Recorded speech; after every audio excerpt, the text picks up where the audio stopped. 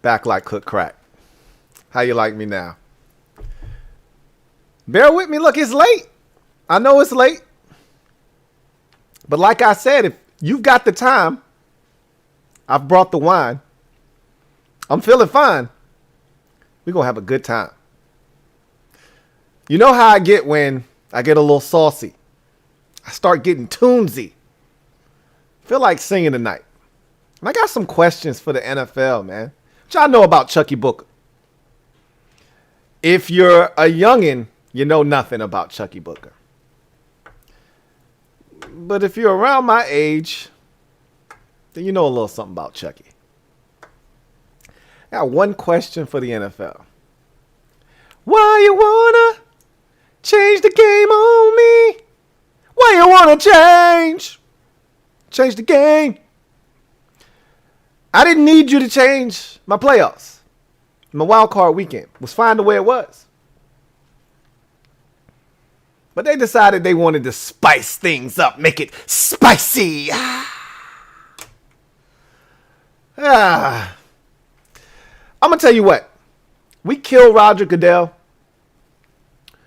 for being the mouthpiece of the owners, for being an inconsistent owner, especially when it comes to punishment. And above all else, just a tool when it's all said and done. But the one thing you will not be able to say about Roger Goodell is that he didn't maximize the value of the NFL. Before it's all said and done, and before he transfers his power to the next man, this league will be in great financial hands and going in the right direction, trending in a direction out of this stratosphere. Because I've always said the NFL is all about milking the league for every single cent it's worth. And they're going to extract every red cent they can get. And this move that they're making regarding the wild card playoffs in the weekend is exactly that, another money grab. And that's where we start today's show. Let me drop this gem on your melon. Open your mind, let your conscience be free. You're now rolling with your man, Louie T double E. Let me open you up. Get you thinking a little bit. So,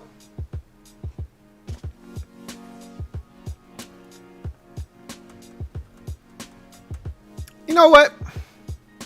I was going to start the show talking about Josh Gordon, but my guy Kevin the PRF just brought him up. So, thank you for the super chat, Kevin the PRF. Greatly appreciate you. My guy Kevin the PRF writes, so Josh Gordon is a lock Hall of Famer. No one is touching his record for the number of times reinstated by the NFL. You are not lying. At some point, I thought the NFL was going to. So I think I've told you guys this before. Roger Goodell has a soft spot for Josh Gordon. Don't ask me why, but there's a soft spot there for Josh Gordon. Once upon a time, if you got suspended by the league for the same thing 3 times, you were done. 3 strikes, you're out. Josh, and I guess maybe when it's not hard drugs, and I don't know exactly what this guy is up to. I think it's just weed, personally, but I could be wrong. Could be some hard drugs in there. Could be some hard white in there, for all I know. I don't know. But the assumption has been it's been weed with Josh Gordon. Flash Gordon!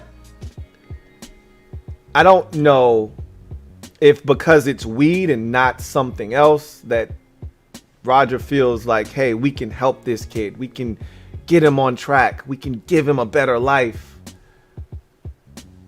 Or what the case is.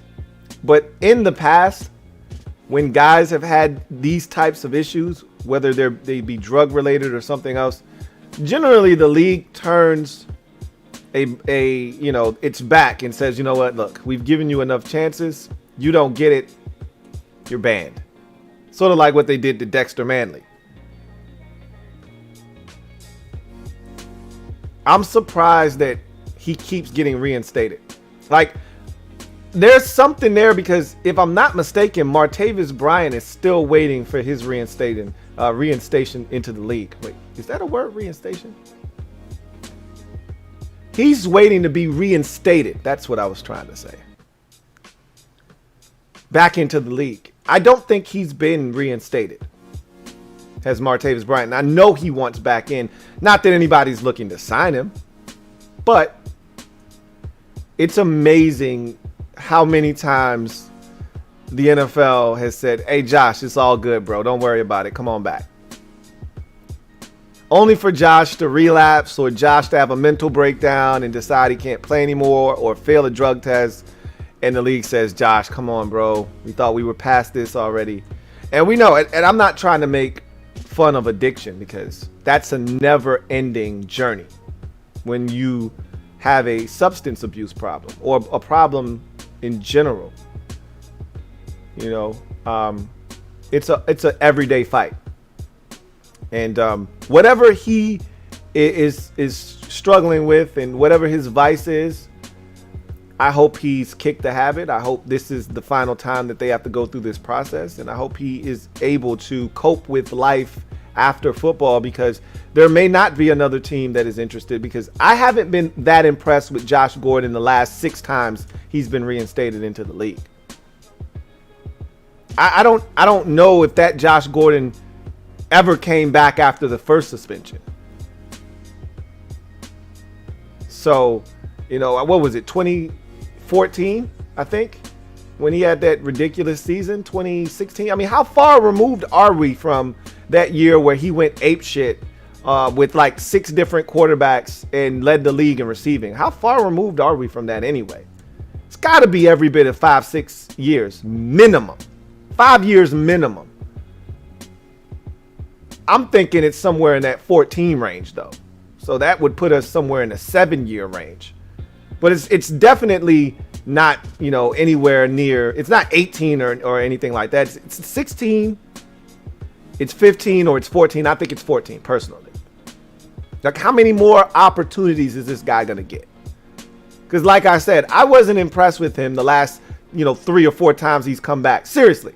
Haven't been really impressed with him the last 3 or 4 times he's come back off of suspension. So, I mean, how many times are we going to do this song and dance? Is somebody going to be desperate enough to give this guy a look-see? I'd like to think not, but we'll see. You never know.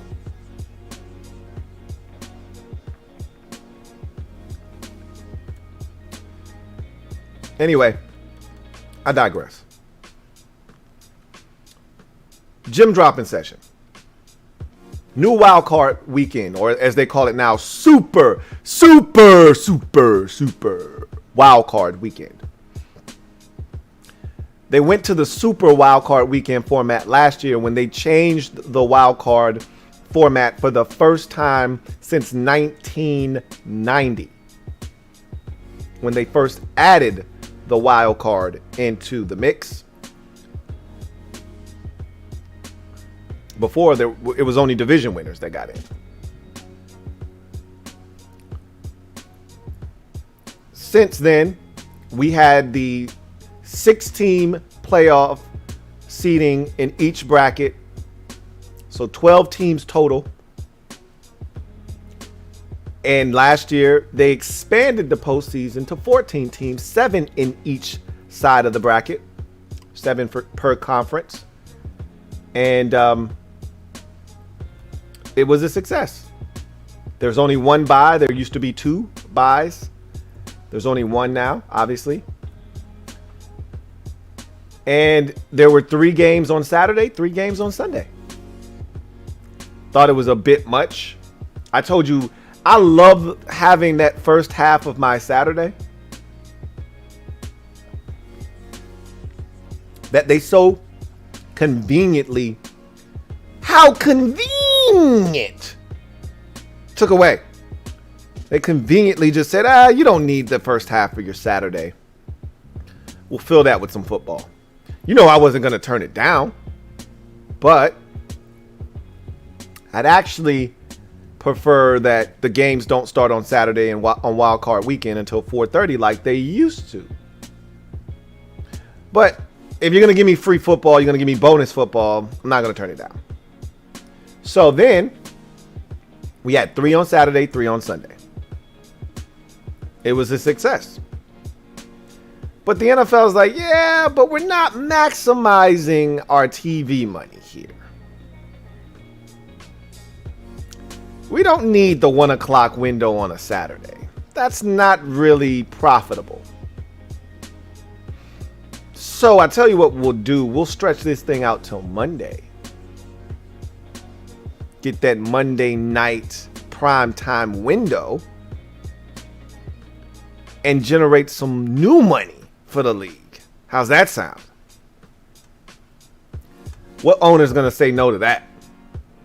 I don't even know if this was like something that was in the works. It just seemed like this happened overnight. Obviously it didn't. Like Raj didn't pick up the phone, call Robert Kraft last night while he was watching the Texans and Panthers and say, you know what would be pretty dope? What's that, Roger? If we took Wild Card Weekend and extended it out to Monday, and Robert Kraft said, hey man, I think that's pretty sweet. I don't think that's how that went down.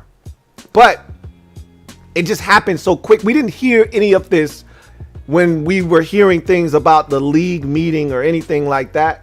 We didn't hear anything about that.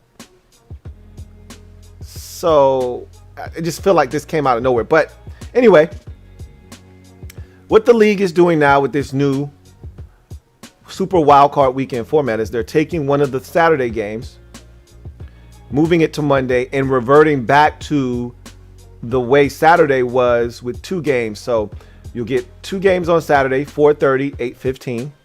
You'll get 3 games on Sunday still. Okay, so that doesn't change. 1 o'clock, 4:40, 8:15. Excuse me.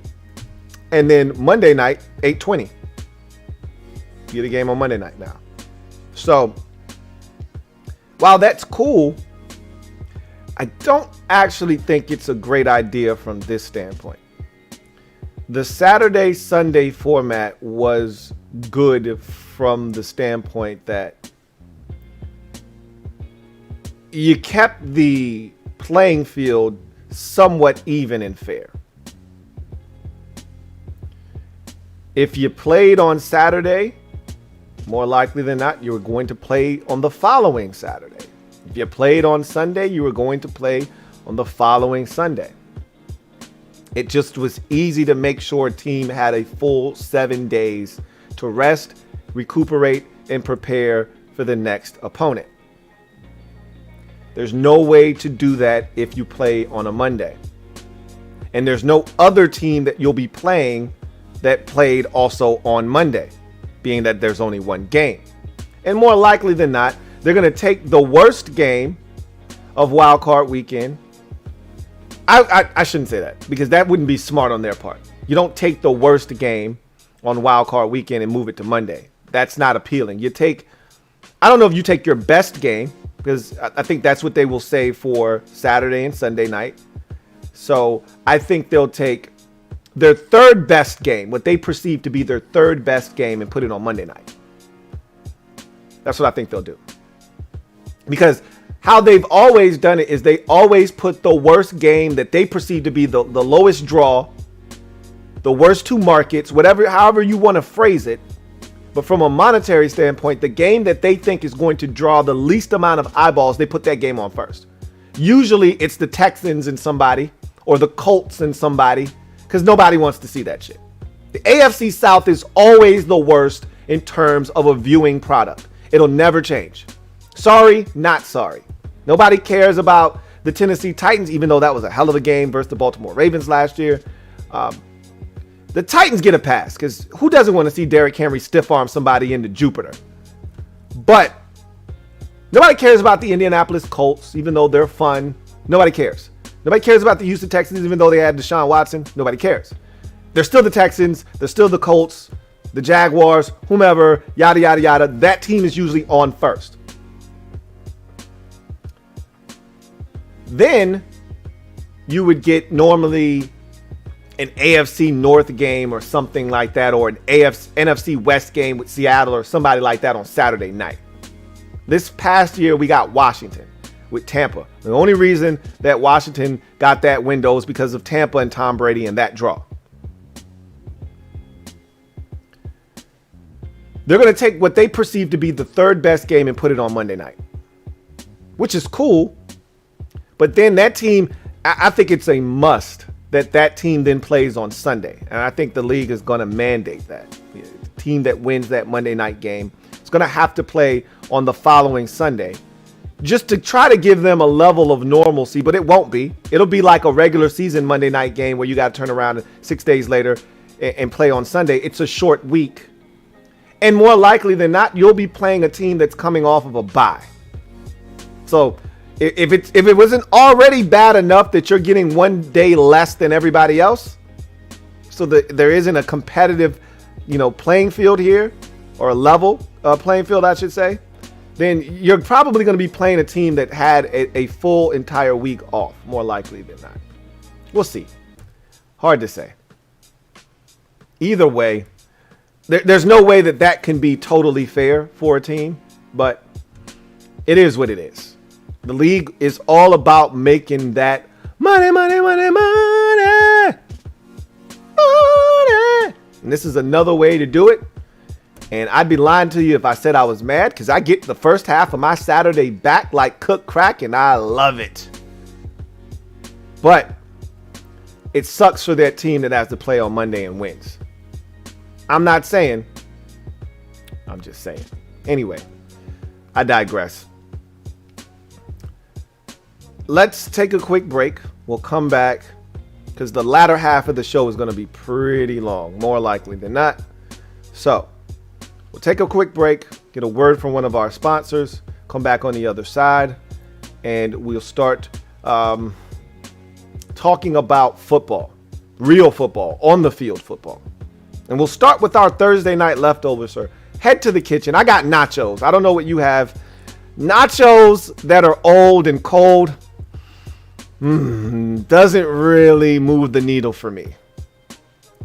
Soggy and stale don't really mix, and that's what you generally get when you have old nachos. So I'd be lying to you if I said I was looking forward to these leftovers, but what are you going to do?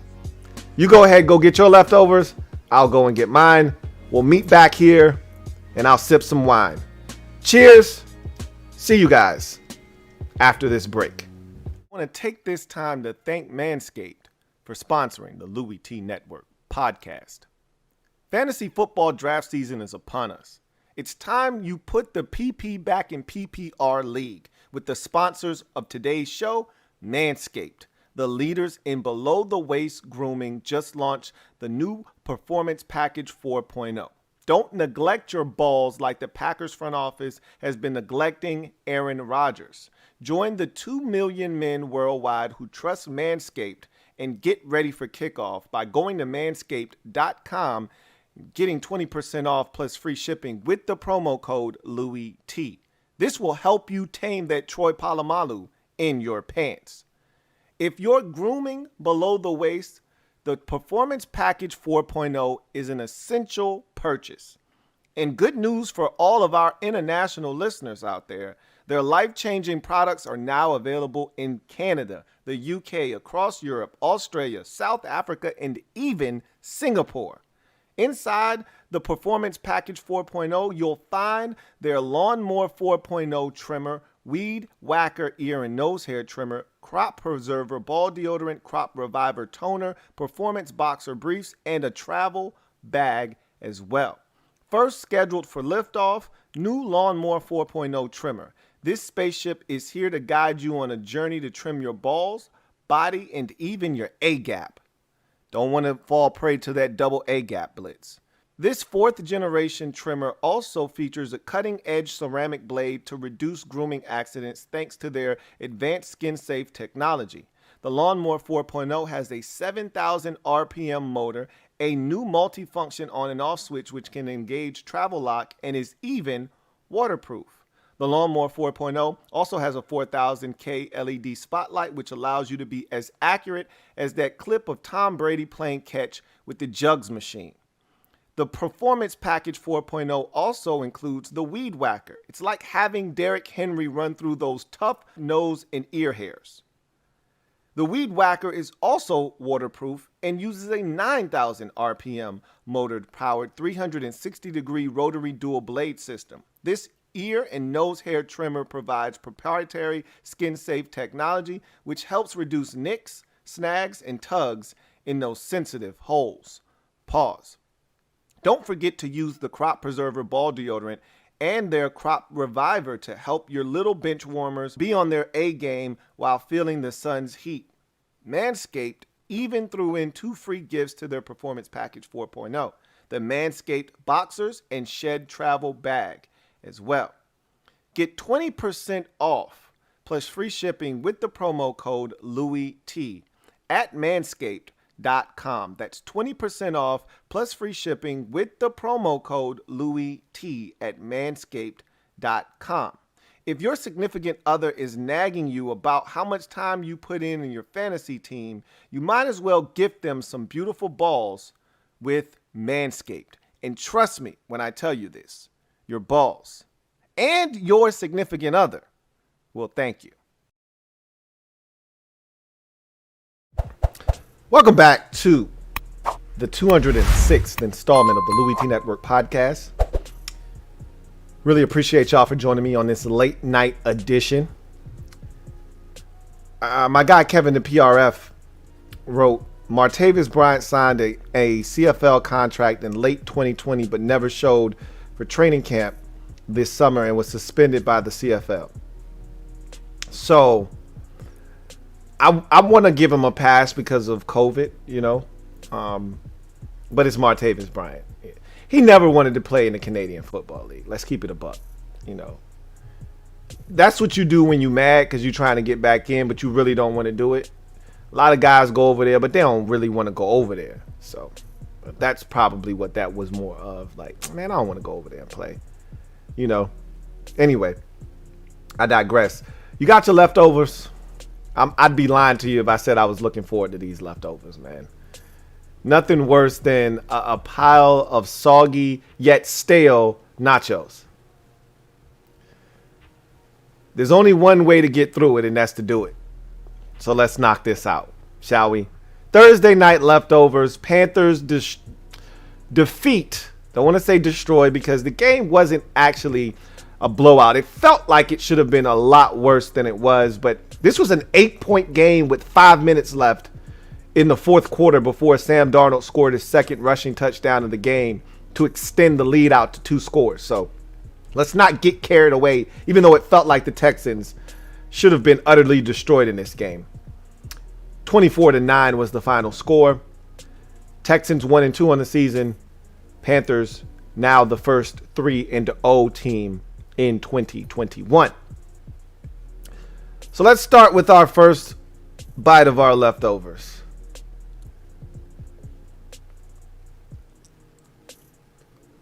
Got a soggy chip, man. Yeah. Yikes. After last night's 24-9 victory, the Panthers remain the only team to not have trailed at any point of a game this season. Panthers came into the game last night having not even surrendered a first half point and had that streak intact, as we'll talk about a little bit later. But they haven't trailed for one single second this season. The only team in the league to be able to lay claim to that distinction. Now, I think we're going to get a big smatter of people out there that are going to say, well, that makes a ton of sense. They haven't played anybody, which was the theme of last night after the game was over. And we talked about their 3-0 start to the season. Most people dismissed it, poo-pooed it. Jets in week 1, Saints in week 2. And it's funny now because people look at the Saints now all of a sudden as if they're trash. But keep in mind, when the Panthers destroyed them in week 2, most people looked at the Saints as just business as usual. They're going to pick right up where they left off. Right where Drew Brees left off, Jameis Winston is going to pick up. They destroyed the Packers in week 1. So not everybody felt like, oh my God, this should be a walk in the park for the Panthers. The Saints stink. That wasn't until the Panthers destroyed them and made you think the Saints weren't very good. Now, I've been saying all along, I think the Saints aren't going to be very good. And I told you I was unimpressed by what they did to Green Bay. But a lot of people were buying what the Saints were selling. So now it's funny to hear those same people say, oh, the Panthers haven't beat anyone. The Saints stink. So do the Texans and the Jets. And I'm like, yeah, but that's revisionist history. You weren't saying that last week. You thought the Saints were going to go in there and win. Anyway, I find that to be an interesting stat. I don't know how much longer that's going to hold up. But I'd really like to know. That's an interesting stat. I'd really like to know what's the longest a team has gone in a season without trailing to start the season. So is it 6 weeks? Is it 8 weeks? Is it what's the longest a team has gone before they've actually trailed in a ball game? That's pretty hard to do. You've got to be a dominant football team. And you've got to get off to fast starts every single week. You can't have a letdown. You lose the toss or you win the toss and you choose to defer, because that's the new thing. Back in the day, if you won the toss, you wanted the football first because you wanted to go out and you wanted to set the tone. Especially if you were an offensive coach, you wanted to get your first 15 scripted out there and you wanted to showcase it. You wanted to take it to that team and get up 7-0. Now, everybody wants to defer, which I think is the smart thing to do. I mean, I always felt that way because I was a Madden guy. And it never made sense to win the coin toss and receive the football in Madden. It always made sense because, and I don't have the same premise, and I've said this to you guys before, and I'll say it again. I don't have the same reasoning as everyone else. Everybody else is copycatting Bill Belichick. Oh, the double dip theory. Get the football last in the first half, score a touchdown, and then get it again in the second half. The old double dip theory. Well, that ain't the way I look at it. It's really simple for me. I don't know what the hell the score is going to be after halftime. Plain and simple. I know what the score is at the beginning of the game. It's 0-0. I could be up 10. I could be down 10. I could be up 7. I could be down 7. I could be up 21. I could be down 21. Either way, I want the football after halftime. Because I don't know what the score is going to be. If I'm up 7, I'd like to add to that lead and make it a 10 or 14-point lead. Make it a 2-score game. If I'm down 7, I'd like to have a chance to tie it up. Either way, I want the rock after halftime. Beginning of the game, you can have at it. You go down, you score on a 12-play drive that spans 6 minutes of the first quarter clock, and you get a touchdown, knock yourself out. I still have a chance to respond to that and tie the game up after that. Don't know what the situation is, but I sure don't want to fall behind by more if I'm trailing at the half because the other team got the football first and scored another touchdown, and now they're up 14 instead of up 7. Either way, I digress. I'd really like to know. I don't even know how the hell I got off on that tangent.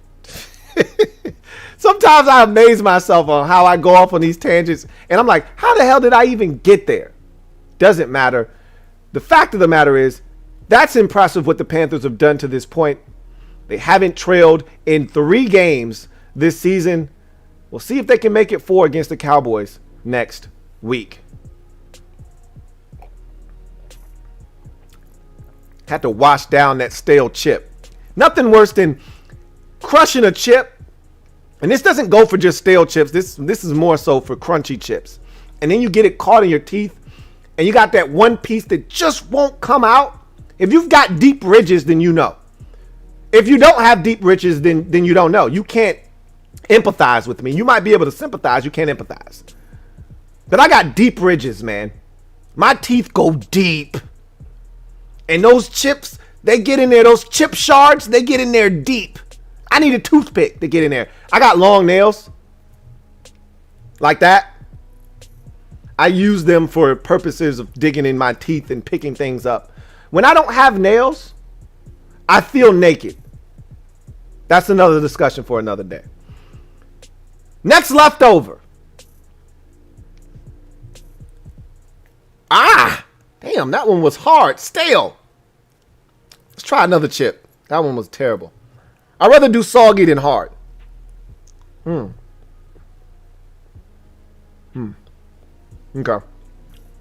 No, that was better, but still soggy chips. I mean, what are you going to do?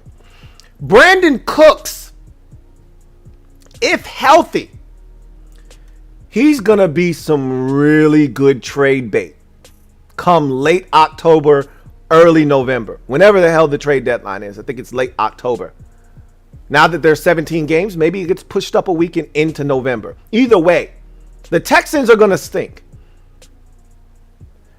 Everyone seems to love to trade Brandon Cooks. Everybody trades Cooks. I don't know why, but they do. And you know what's crazy to me is that this man has been nothing but productive. Now, I always make fun of, and I shouldn't. It's not something that you make fun of someone for, but I always poke fun at Cooks because he seems to always get hurt. And not just any hurt, but concussion hurt. But he always comes back and he always kicks ass. And this man has had 7 seasons. This is his 8th year in the league.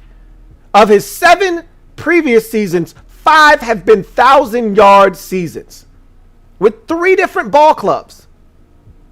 Maybe it's 4 now with the Texans. Saints, Rams, Patriots, and Texans. 4 different teams, 5,000-yard seasons with 4 different ball clubs. I can't explain why no one loves Brandon Cooks. No one wants to. I've always said about Brandon Cooks, nobody ever wants to wife him. He's always the side piece. Always. He's like an escort. People pay for Brandon Cooks' services, but they never take him home to mom and pops. You pay, and then you send Brandon Cooks on his way. I think the Texans are about to do the same thing. Like everyone else has done, like the Saints did, like the Patriots did. I think the Texans are about to try to flip this dude for a second round pick or so. Everybody else has gotten ones for him, essentially. I don't think the Rams got their first back, though. I think they might have gotten like a second. But I think the Texans could get their second round pick back because he's going to be a hot commodity. If you think you've got a championship caliber team and you're just missing one piece at receiver, Cooks is going to be the guy. This man already has 322 yards receiving this year on just 23 catches. So he's averaging up over 100 yards per contest. 2 out of the 3 games this season, he's gone over a buck and some change. I said this last night. He's been playing really well, and he always does, but he's playing really well. It sucks when you play on a really bad team because you don't get the recognition that you deserve. Same thing with Justin Reed, who didn't play last night. I really wanted him to play last night because people need to know how good Justin Reed is as a safety in this league. But he didn't play last night. And the Texans aren't going to be on TV again. This is his one shot. So that kind of sucks. But in any event, Brandon Cooks, I think, won't finish the season as a Houston Texan. That's you heard it here first. We'll see if I'm right or wrong about that.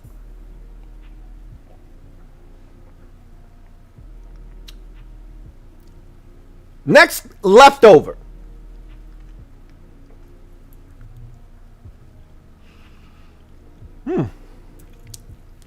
tell you what, that chip, that whole ensemble that I just put in my mouth was not bad. I don't really like warm guac, so that was a little off-putting. That was like room temperature guac. More of a cold guac guy myself, but okay, I can deal with that. That's not a big problem. But that piece of meat, the pause, okay? I hear your jokes. Stop the nonsense. That conglomerate of meat that was on that chip with the guac, that was awesome. Panthers have outscored their opponents this season in the first half 40-6. It was 40-0 before the Texans drove the final 3 minutes of the first half in last night's game and got into the end zone right before halftime. It was 40-0. That's how dominant the Panthers have been. They were ahead 14-0, or excuse me, 7-0, I believe it was, against the Jets at halftime. Might have been 14-0. I think it was 7-0 though. It was 17-0 against the Saints in the first half at halftime. And it was 7-6 against the Texans at halftime. And you know what else is interesting, to piggyback off of one of the leftover chips that we ate earlier, when I said they haven't trailed, they haven't even been, I'm lying, they've been tied at 0. I was about to say, they haven't even been tied. I tried to outsmart myself. Blame it on the wine.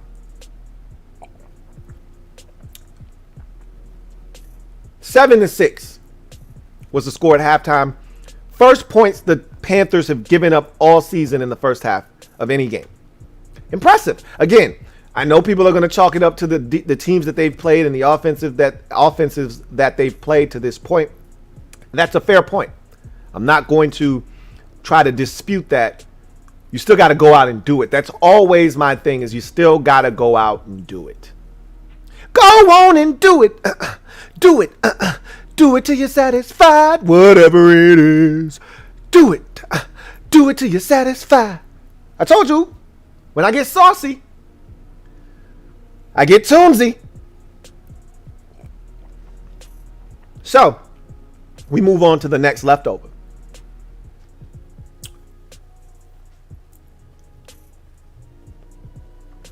Let me ask y'all something. Are y'all sour cream guys and gals out there? Do y'all do sour cream on your nachos? Because I'm not. I've never been a sour cream guy. I think there was a brief period that, oh man, this sour cream thing isn't that bad.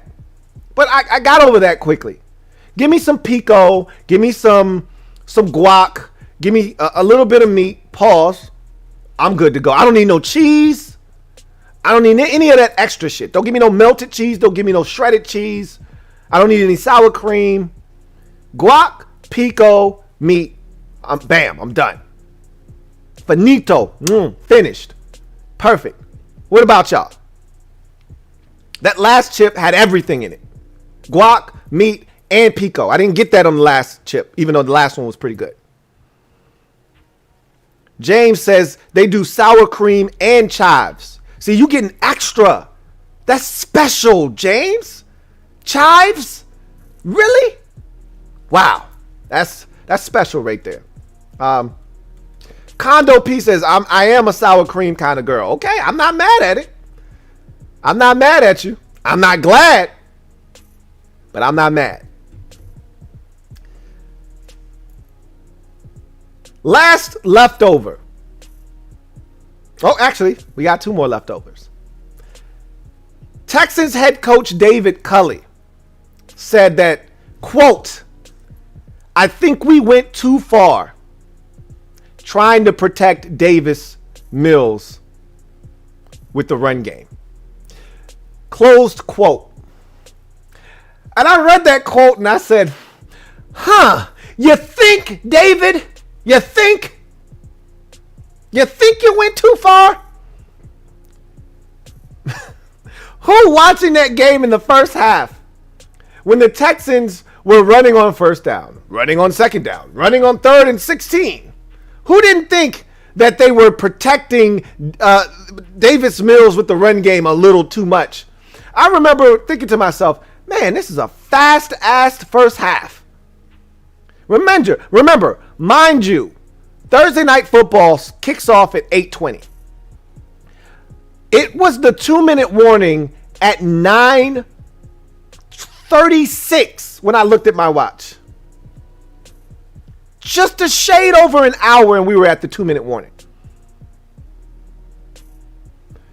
Only thing that kept that game on schedule from a time standpoint was the amount of flags. They were flags all over the field. If not for all the flags in the first half, we would have been at halftime by 9:20. That's how much the Texans were running the damn football. It wasn't until they got into the 2-minute offense and they had to throw that they finally cut him loose. And guess what they did? They scored a damn touchdown. Go figure. I think we tried to protect Davis Mills a bit too much. David Culley. Don't get me started on David Culley. I think he's a little bit old. I want to like him. Everybody else does. And I've already said this. I think he's probably a really nice guy. Really nice guy. Don't know if he's cut out for this head coaching thing or not, though. We'll see. I could be wrong about David Culley. He might turn out to be an excellent head coach. I got my doubts, though. Got my doubts. Last leftover, man. Finish up whatever you got. Pizza, wings, whatever you're over there munching on. I'm going to finish up these last bit of chips. Put it all on this last one chip I'm scooping up. Put all the crumbs up here on this guac so it'll stick. Another stale one.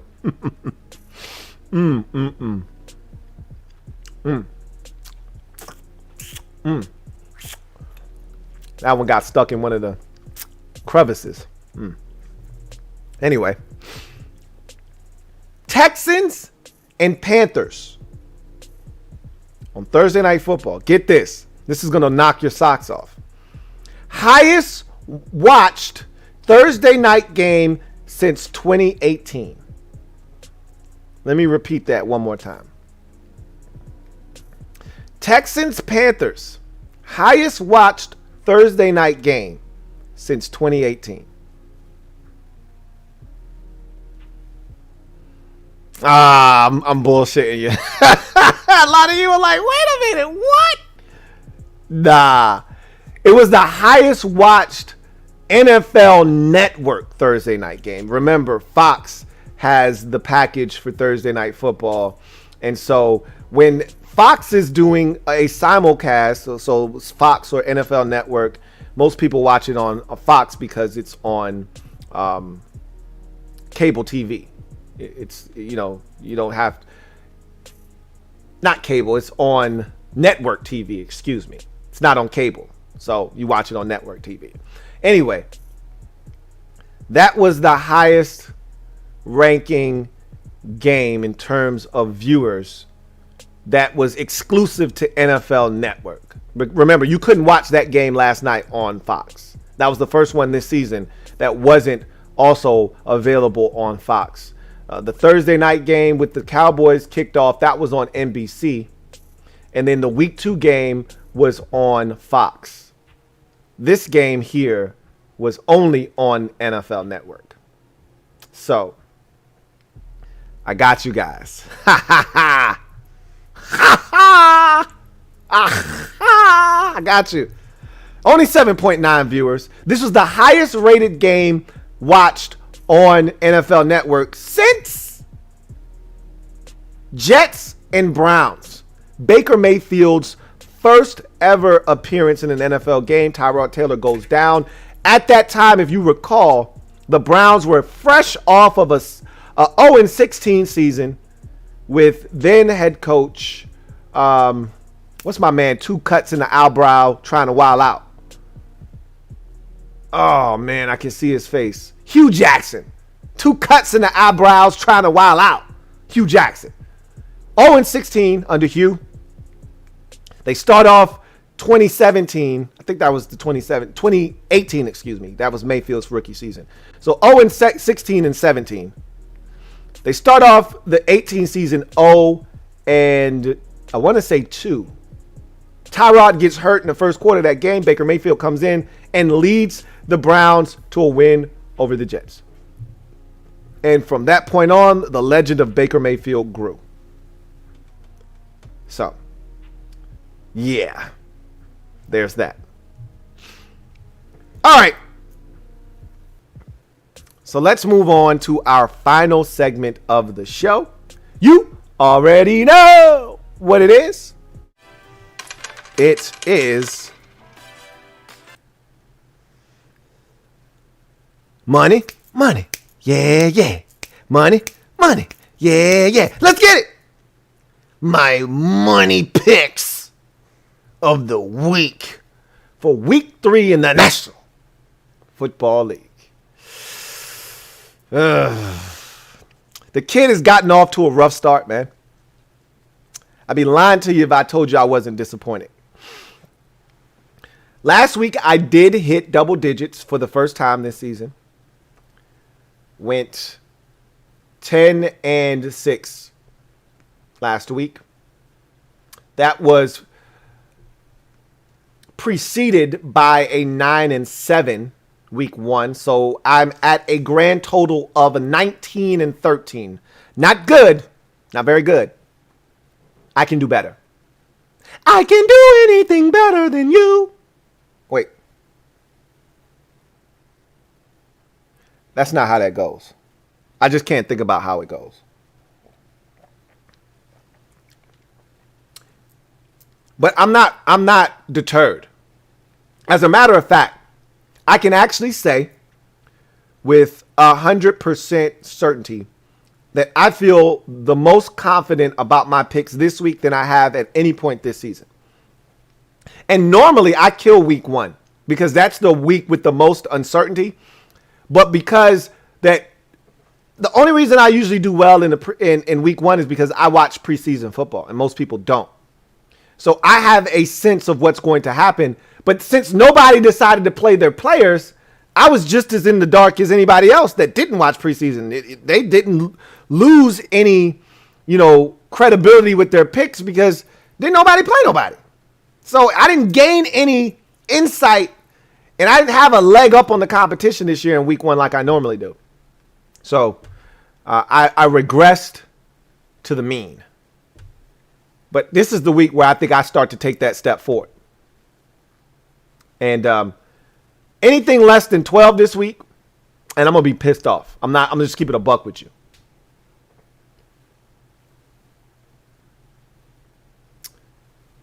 So let's get to these picks, man. What do you say? What do you say? So it's always great to get the week started off with a dub. And I did that. Panthers got the win. Feel good about that. 1-0. Let's go ahead and find a way to get 11 or 12 more of these things at the end of the week. So Chargers at the Chiefs. The Kansas City Chiefs. AFC West family business. You know how the family do it.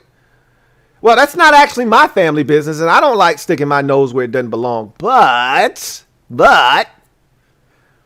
Chiefs are pissed. They lost a game that they felt like they should have won. Patrick Mahomes' brother is throwing water bottles on fans in Baltimore. Shit's crazy right now. They need a win. And we don't say that often about the Chiefs, but they need a win. Here come the Chargers, who are not afraid of the Chiefs. But I don't like the kind of football that they're playing right now. Kind of knew this was going to happen with them. Justin Herbert, they're putting a lot on his plate. They're asking him to go out and win every single game. They're not running the football enough. There's no complimentary football offensively for them right now. It's Justin Herbert and Justin Herbert alone. And for as good as his numbers looked outside of the interceptions, he was terrible against the Cowboys. I think he can move the football against this Chiefs offense, or defense, excuse me. I really do. Problem is, I don't think they're going to be able to score enough points. And that's been their problem this season. They barely scored 20 against Washington, and they needed the help of a fumble that was tailor-made and gift-wrapped for them to score a touchdown. And then even after getting that football at the Washington 5-yard line, it took them 3 downs in a perfectly placed football from Justin Herbert to Mike Williams to get into the end zone. Their offense struggles to put it in the end zone. That was a problem last year at times. It's a problem this year. 20 against Washington, 17 against Dallas. That's not going to cut it against the Chiefs. And last year, we saw this Chargers defense bring the Chiefs offense down to their level, take them to overtime, and they should have won that game should the Chargers. But this ain't that. I got the Chiefs winning this football game. I think it'll be close. I think it'll be competitive, but I think the Chiefs will get the win at home. I'll take the Kansas City Chiefs. Drop some coins on that.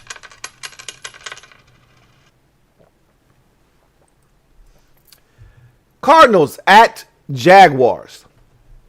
Interesting game because DeAndre Hopkins may not play. Got a rib injury. Will they need him? Maybe, maybe not. Probably don't. I thought about this long and hard as to whether not to pick Arizona. Duh. But to make this my survivor pick. I thought about it long and hard and I said, if there's one team I don't trust with my survivor pool on the line, it's the damn Arizona Cardinals. They're just as Dr. Jekyll and Mr. Hyde as it gets. They're capable of going to Jacksonville, laying an egg. Kyler Murray throws 2 picks, fumbles another pass, another rock, and they lose that game 23-17. They're fully capable of doing that shit. I don't trust those guys, but I do trust them to get the win. But I'm not putting my survivor pool in their hands. I'll take Arizona, though, whether DeAndre Hopkins plays or not. Jacksonville stinks. Give me the Arizona Cardinals on the road. Drop some coins on it. Chicago Bears, the Bears, and the Cleveland Browns. So, Justin Fields getting his first career NFL start. This should be interesting. Hey, Justin, have you met Myles Garrett? Hell of a guy. Loves to bash quarterbacks over the head, if you know what I mean. Wink! Have you met Jadeveon Clowney? Should be pretty damn interesting for Mr. Fields' first start in his NFL career. Don't love that Bears offense. Didn't think it was all that great last week when he came in, but he didn't expect to play it. That's not an excuse. But at least now they have a week of preparation to put in plays that are more conducive to success for Justin Fields. I'm not blown away by what the Browns have done defensively this year. They were struggling with the Texans at halftime, and only when Tyrod Taylor went down with his injury and did not return after the second halftime break did they start to make power moves in that game and ultimately pull away. So I'm not really blown away by this Browns defense to this point. That said, man, the Bears offense can make anybody's defense look like gangbusters. So I'm going to take that Browns rushing attack. Odell Beckham Jr., shame on you if you step toot the old dirty Beckham. Back for the first time, back like cook crack. Welcome back. Welcome back, welcome back, welcome back. Welcome back to the lineup since that ACL injury last year. Should be fun. One thing's for sure, going with the home team. Give me the Cleveland Browns to take care of business there. Drop some coins on it.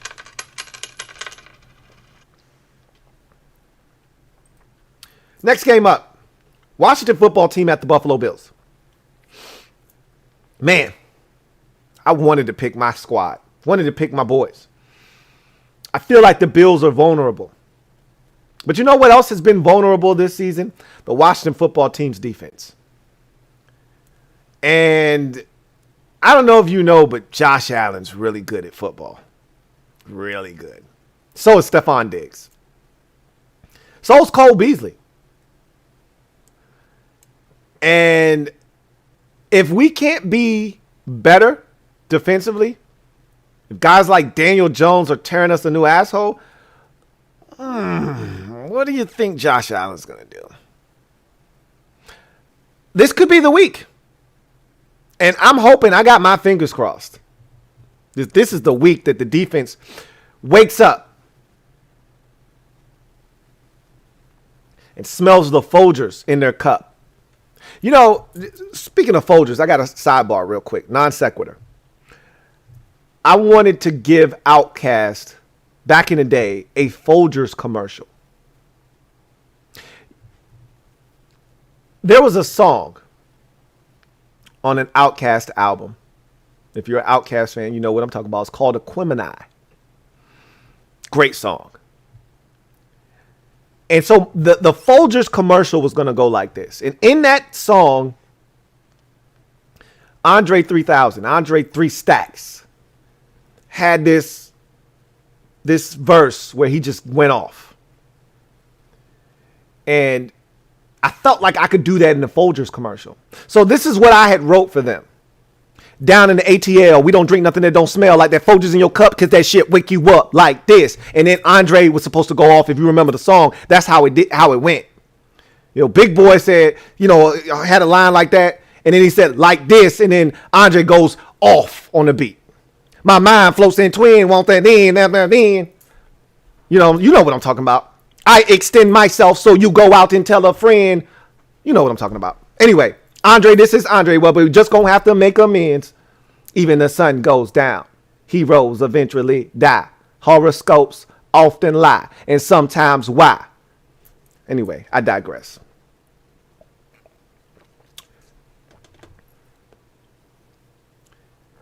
I'm hoping that this is the week the defense wakes up and smells the Folgers.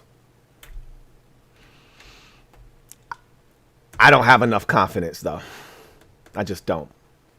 Give me the Buffalo Bills, man. Drop some coins on it. I hope I'm wrong about that one. That's the only one that I want to be wrong about. Indianapolis Colts at the Tennessee Titans. There was a lot of mystery surrounding this game. Is Carson Wentz going to play? How does this man keep playing on fractured foots and you know, damn near broken ankles and badly sprained ankles? Man's got two sprained ankles, and he's slated to play, according to Adam Schefter or Ian Rappaport. One of them said, barring a setback, Ben Roethlisberger and Carson Wentz slated to play. How in the hell is Carson Wentz? If you saw that ankle injury when Aaron Donald tackled him and he rolled him up on his ankle, if you saw that, you say, there's no way this man is playing in a week's time. Here we are. We'll see. One thing's for sure. Whether he plays or not, I don't trust them to go on the road and beat the Tennessee Titans. Now, if this was Andrew Luck, give me the Indianapolis Colts. But it's not Andrew Luck. It's Carson Wentz. And that was a monumental win by the Titans on Sunday to come from behind, down 14 in the fourth quarter, take the Seahawks to overtime and win that game. I see them continuing that momentum and winning this game as well. Give me the Tennessee Titans. Drop some coins on it.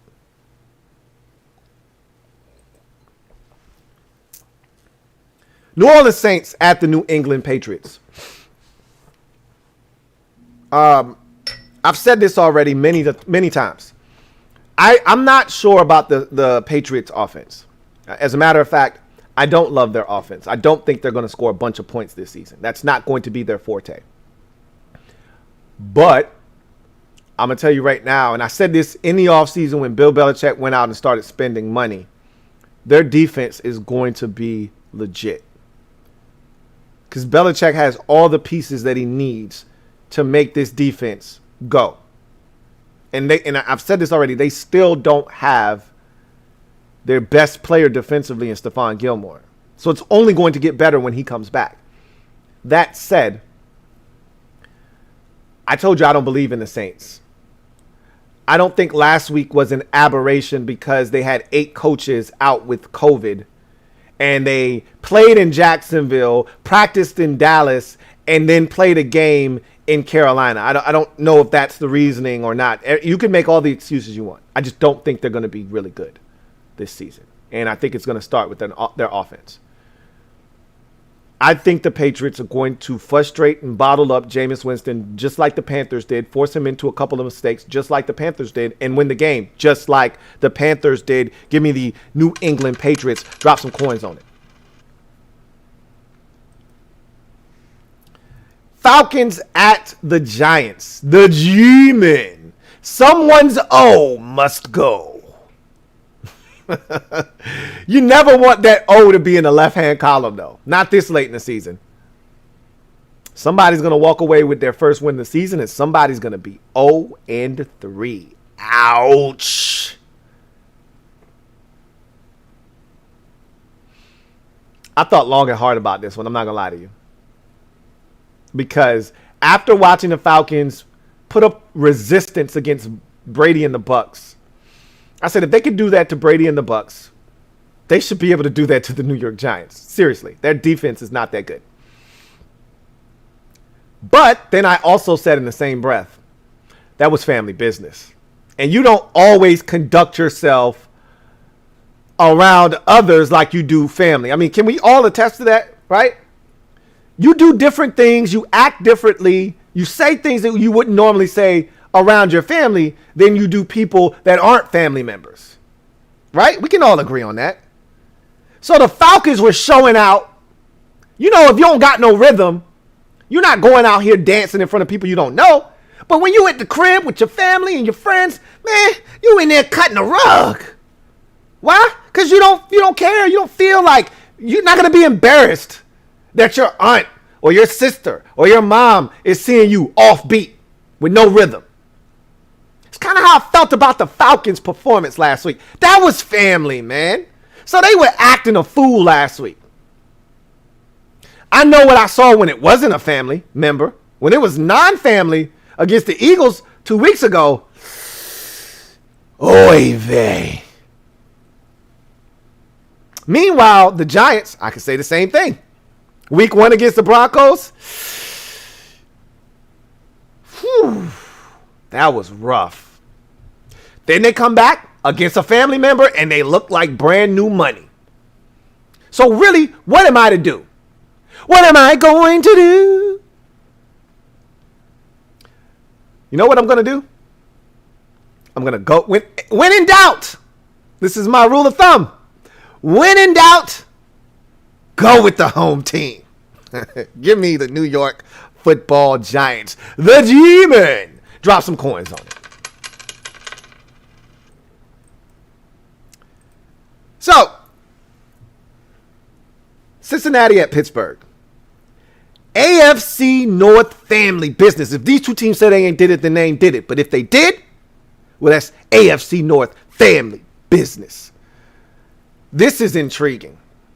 And look, Ben Roethlisberger always plays.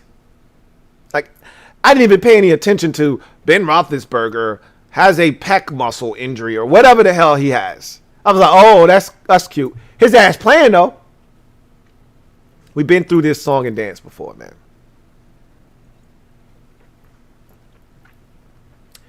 It's really of no consequence whether he plays or not. I've already told you. I'm worried about this Steelers offense. I really am. It's not good. Ben can't move. Ben's a statue. And you know, it was funny. My guy, Captain Spartan, who is a massive Steelers fan, he said, Ben's throwing moon balls. There's no zip on his passes.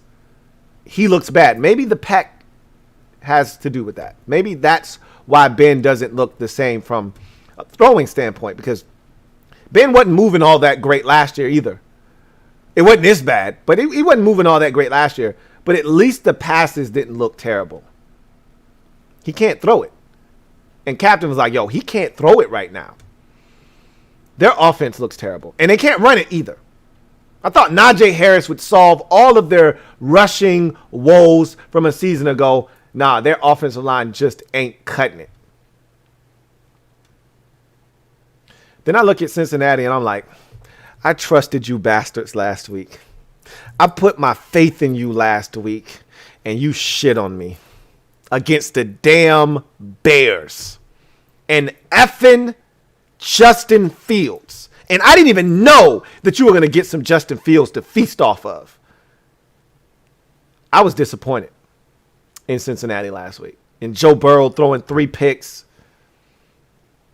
I wanted to pick Cincinnati so bad. But they hurt me. They hurt me to my core last week. It's a shame the way you mess around with my heart. It's a shame the way you hurt me. You hurt me last week, Cincinnati. I can't do it this week. Give me the Pittsburgh Steelers at the crib. Drop some coins on it. Baltimore at Detroit, man. I'm not going to lie to you.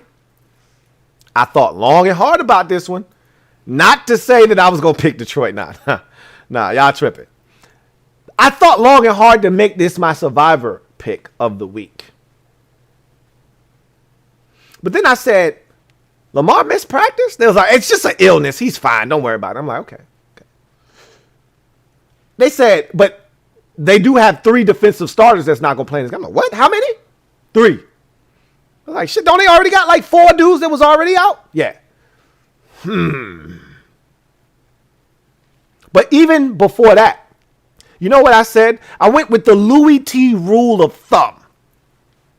And that rule of thumb says when a team gets a big, momentous, emotional win the week prior, there could be, not necessarily will be, could be a massive letdown the next week.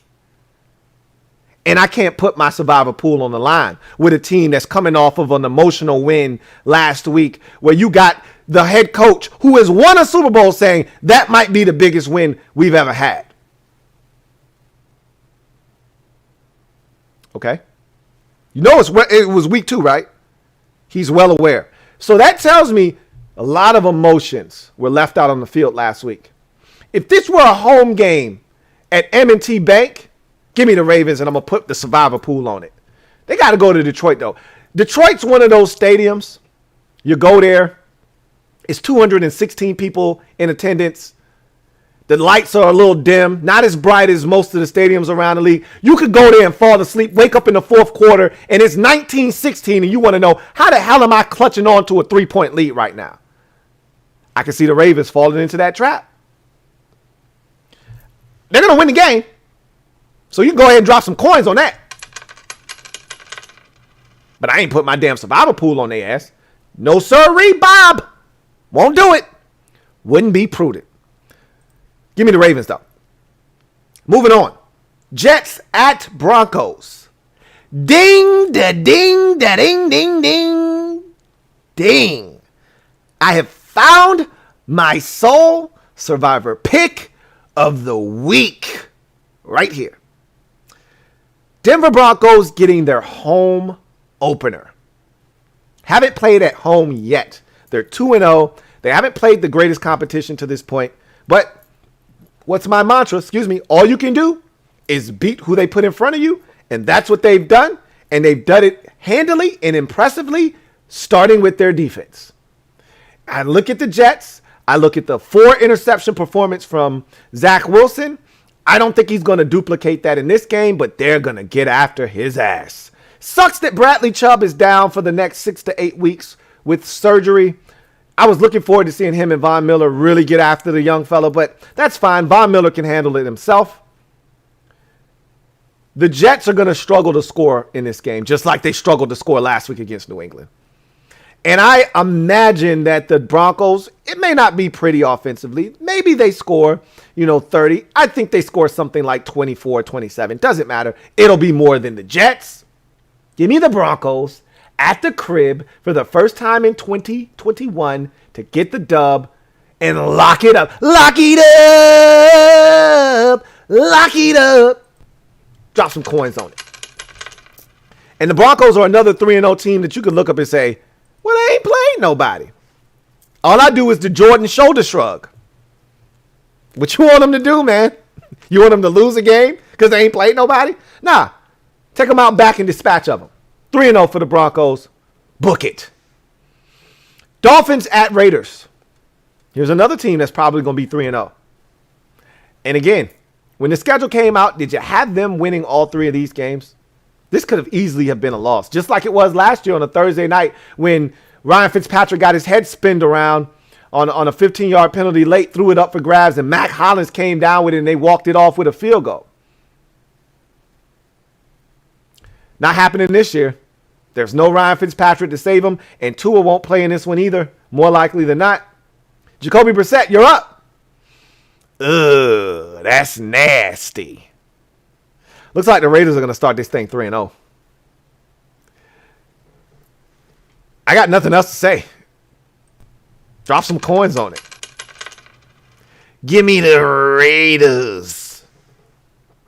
Bucks at Rams. This is the game of the week. This one right here feels like a preview of the NFC Championship game. What do you say? Generally speaking, when we say things like that, they usually don't come to fruition. Somebody stumbles along the way and gets knocked off before we get to that game. But this feels like the NFC Championship game, a preview of it. Now, the roles could be reversed, and Tampa could be at home, and the Rams could be traveling to Tampa like they did last year, I would believe, on a Monday night. Maybe it was a Thursday night. I think it was a Monday night. But this game is in L.A., and I haven't been overly impressed with either one of these teams, even though I readily acknowledge that both of these teams are the best in the conference. But the Bucs barely got by the Cowboys, turned it over a myriad of times. They were in a 28-25 battle with the Atlanta Falcons with about 10 minutes left in the fourth quarter before they ran away and hid on those boys. That's family business, though, so I'm not going to really hold that against them too much. Meanwhile, the Rams destroyed the Bears like they were supposed to, but they followed that up with a really, really lackluster performance. Again, on the road, Indianapolis, not an easy place to play, and that's a good Colts team despite an 0-2 mark. They struggle, but the most important thing, and this is what good teams do, you find a way to win. That's the difference between being 9-8 and 11-6 or 12-5, is you find a way to win. They did that. I said that to say this. I don't really know what's going to happen in this game. I haven't been impressed with the Buccaneers defense. I've been more impressed with the Rams defense, but they had their moments where the Colts were able to move it on them as well. I saw something I've never seen before in a game. You guys tell me if you've seen this before. You know the up back on punts? The personal protector, some people call it. Some people call him the up back. That's the guy that's barking out the calls. That's the guy that tells the long snapper to snap the ball, and then when he's ready, he waves his arm like that, and that's when the long snapper is supposed to snap it. Know that guy? He's usually off to the side, okay? Adjacent to the long snapper, not in front of him. So the up back waves his arm to tell the long snapper to snap the ball. And the long snapper hits him with the football. It bounces down to the 2-yard line where the Indianapolis Colts scoop it up and score. Have you ever seen that before? Because I haven't. I told you, I've been watching football for 30 years. Never seen that happen before. It's almost as if the long snapper thought it was a fake, the up back thought it was a regular punt formation, and he snapped it to him. He wasn't ready. I don't know if he just snapped it crooked or if the personal protector or the up back didn't get out of the way enough, but the ball ricocheted off of him, and the Colts scooped it up and scored.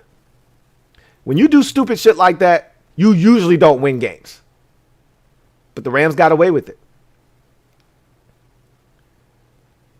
You do that against Tampa Bay, you're going to lose. Just going to let you know right now. But I told you guys this already. Louie T rule of thumb. When you don't know, go with the home team. And that's exactly what I'm going to do. Give me the Los Angeles Rams. I think that defense is going to do just enough to fluster Brady, force a couple of turnovers, and win the game. Drop some coin on it.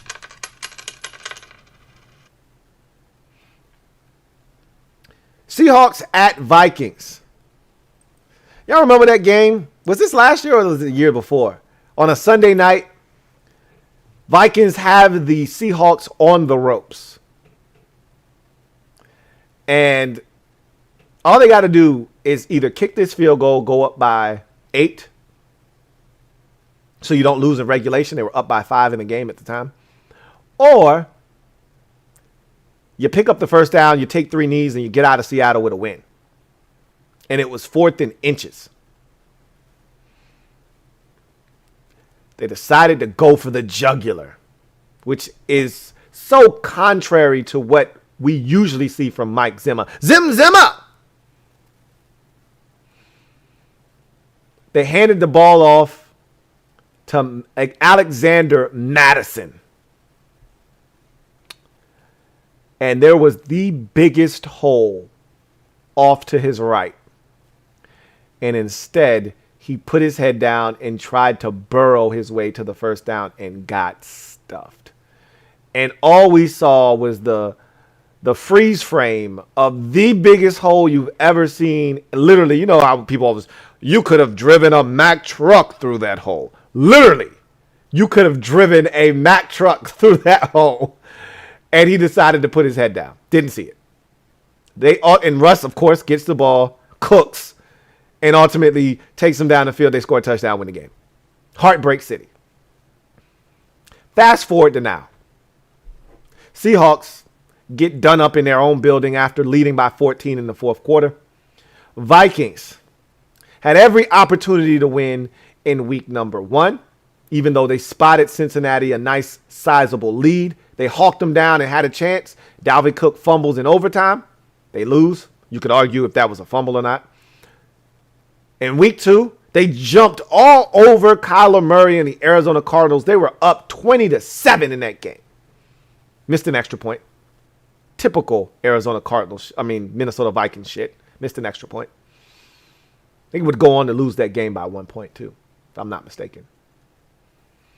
Rally back, do the Arizona Cardinals, take the lead, then they're in control. Vikings come storming back, pick 6 of Kyler Murray. They're doing all of this good stuff. They're in control now, and then the Cardinals score and take the lead, and the Vikings have one more shot.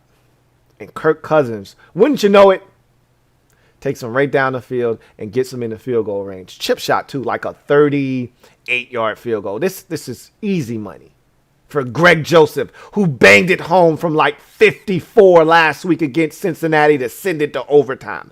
They're indoors now. So he should bang this home from 38, and they're going to go home winners, right? Right? Wrong. He missed. Typical Viking shit. Both teams coming off of heartbreaking losses is what I'm trying to get to. That's the point I'm trying to make. Who's able to get over the heartbreak fastest? Russell Wilson or Kirk Cousins? I don't need to think long and hard about that. Give me the Seattle Seahawks and Russell Wilson to bounce back from their heartbreak. And the Minnesota Vikings, I think this is 2 years in a row they start the season off 0-3.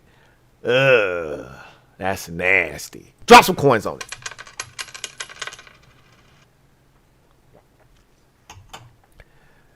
Last game of Sunday Night Football.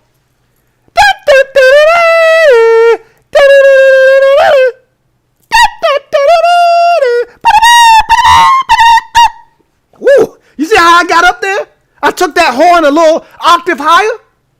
I didn't know I had that in me. Almost choked on my wine doing it, but I got it done.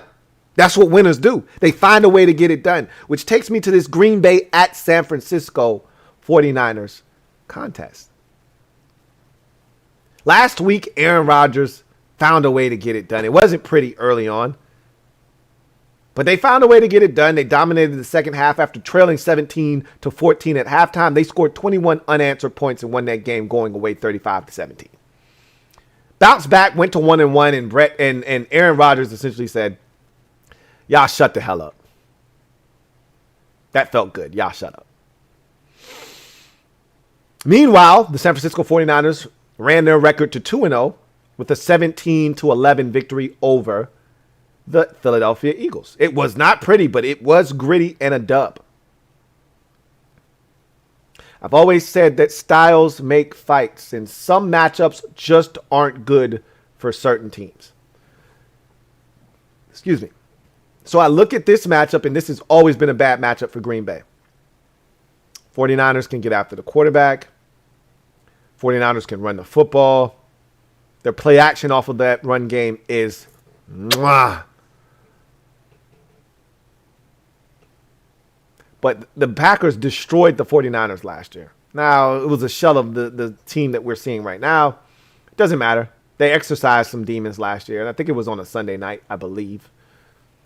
So, they was, the executives at NBC said, look, that wasn't really the 49ers. Let's run that shit back. Let's try this again.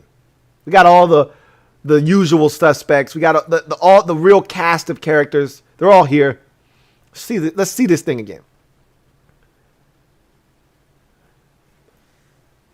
My mind says, bro, you already know. It's Aaron Rodgers. He'll find a way. But my heart usually gets me in trouble. But my heart says, bro, they got Joe Barry as their defensive coordinator. Oh, no. Oh, no. They got Joe Barry. Joey B. And I just can't ride with that. I can't. I said, there's no way a Joe Barry coached defense is going to get enough stops against the 49ers and a Kyle Shanahan coached offense. There's no way. There's no way. It's hard for me to envision the Packers starting 1-2. I just never saw that coming. I used to play baseball in high school. Damn good baseball player, too. And when I used to have 2 strikes, and I was down in a count, 0-2 or 1-0 or 1-2, excuse me, I always looked for something off speed.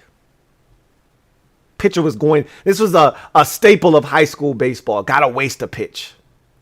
They were never smart enough to just throw a fastball over the middle of the plate, because we were never looking for it. You were always taught, you get down 0-2, you get down 1-2, look for something in the dirt, look for something high, look for something out of the zone.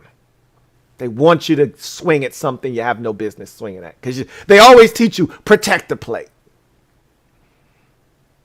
If they would have ever thrown that fastball, outside corner, middle in, I would have never swung. You know why? I wasn't looking for it.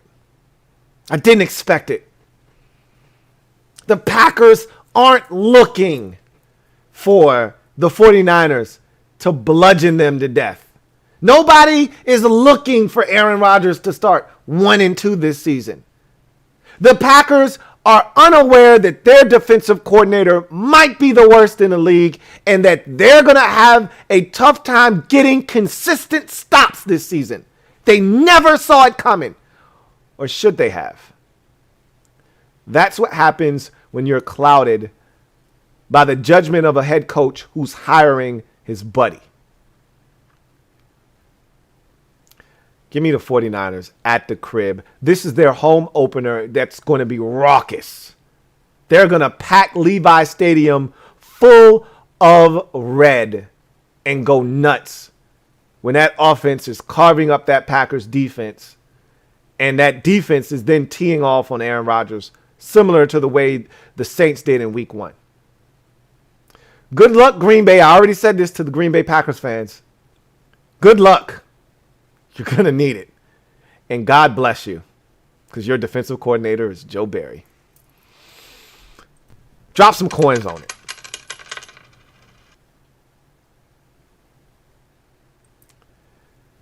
Condo P said, Kyle is rubbing his hands together like Birdman. Oh, yeah, Birdman hand rub. Yeah, I got me some Joe B coming to town. Or you got to do it in slow motion like Birdman.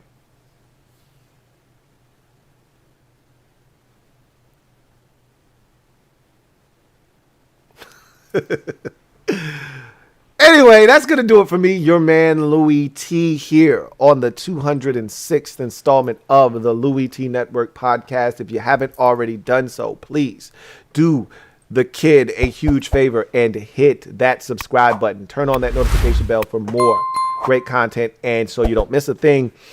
Hit the like button, though, as that helps this channel grow immensely. We were doing so well. I mean, right out of the gate, we were doing that 2-to-1 thing that I love so much. We're still kind of doing that, but I'm being greedy now. At this point, there are over 80 of you out there, only 48 likes. We can do better. We've been stuck in this kind of 40 rut for a while now. If you're out there on the way out, if you would please, just hit the like button. Greatly appreciate you. Anyway, that's going to do it for me, your man Louie T. Enjoy the rest of your weekend. I will see you on Sunday. Enjoy the college football. Enjoy whatever it is that you want to get into this weekend. And we'll reconvene on Sunday for that Packers and 49ers game. If you're a Washington fan, you'll see me well before then. If you're a Mob Squad member, first of all, stand up. We in the building, as always. If you're a Mob Squad member, hopefully I'll see you at 1:05 p.m. Sunday afternoon. For Washington at Buffalo. Should be a fun one. Hopefully the good guys come out on top. I won't hold my breath. Until then, I'm your man Louie T, signing off. Remember, get off the bench, get in the game, and kick it with me, your man Louie T. Until next time, you guys have a good one. God bless, and good night. Louie T.